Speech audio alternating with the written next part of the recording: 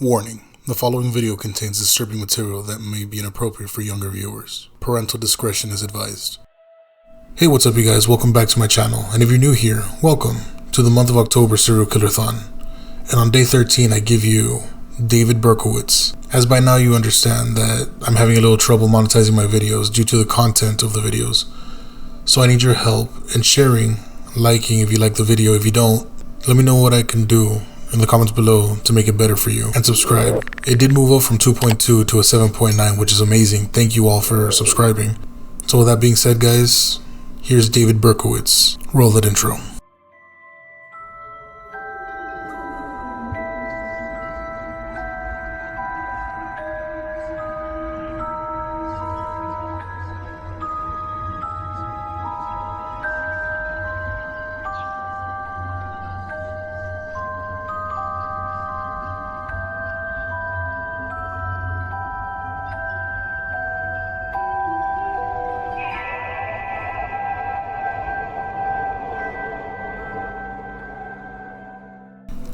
For over just a year, the killer known as the Son of Sam terrorized New York City.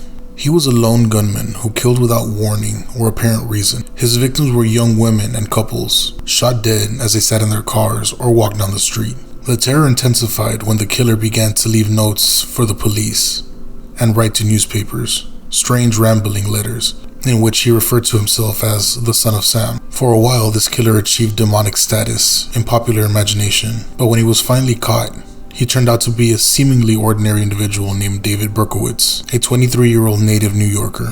For the first 20 or so years of his life, David Berkowitz was not someone people took a lot of interest in. He was born on the 1st of June, 1953, and was immediately given up for adoption by his birth mother, Betty Falco. His adoptive parents, Nathan and Pearl Berkowitz, were quiet people who kept to themselves. David grew into a big, awkward boy who found it hard to make friends. His adoptive mother tragically died of pancreatic cancer when David was only 14.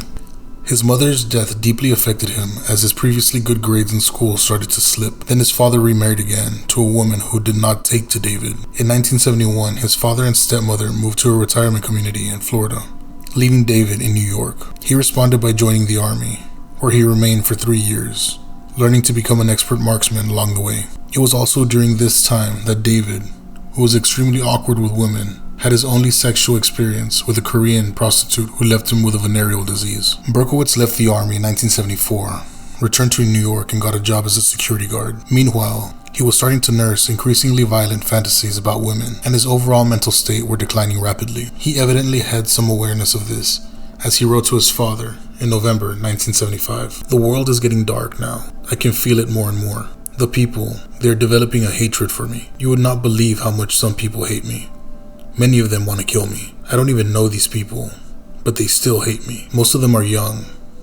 I walk down the street and they spit and kick me. The girls call me ugly, and they bother me the most. The guys just laugh. Anyhow, things will soon change for the better."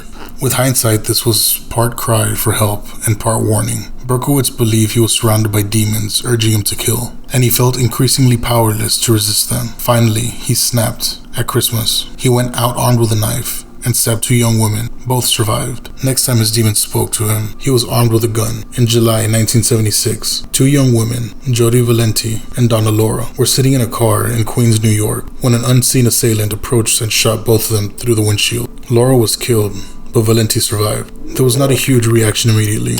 It was just another New York horror story. Then, 3 months later in October, Berkowitz struck again. Carl De Niro and Rosemary Keenan were also sitting in a parked car when a shot rang out, hitting De Niro. The pair survived, but the bullet matched the one that killed Laura. A month later, Berkowitz shot his next victim, Donna DeMasi and Joanna Lamino, inside a house in Queens. Both survived, though DeMasi was left paralyzed as the bullet struck her spine. By now, the police and public alike were aware of a deranged gunman on the loose. Berkowitz waited until the new year to kill again. In January 1977, he shot Christine Ferran dead as she sat in her car with her boyfriend, John Deal. Next, in March, he shot Virginia Voskarichin dead as she walked home.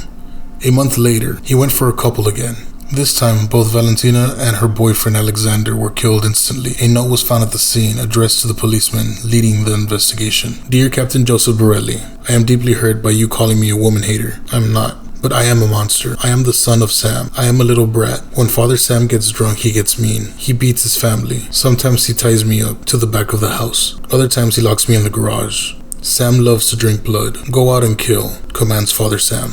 The note was leaked to the press in early June, and public anxiety mounted.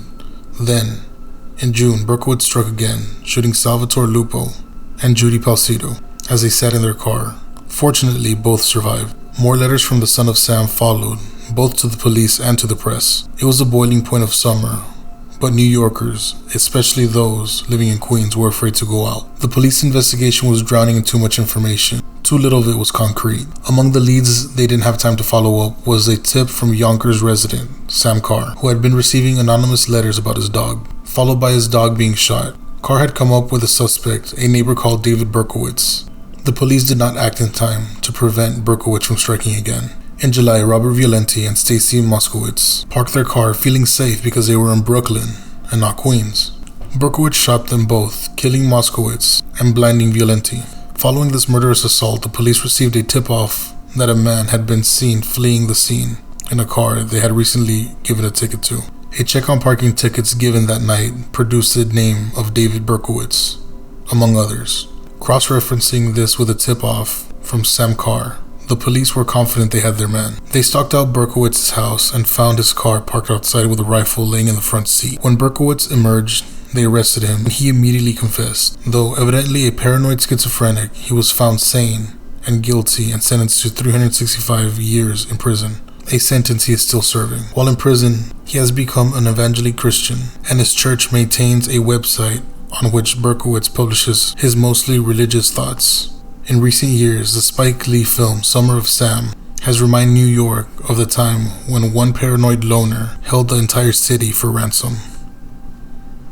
Unfortunately, that's all the time we have for today. I really hope you enjoyed the video. Don't forget to like, subscribe, and comment who you think the next serial killer is going to be.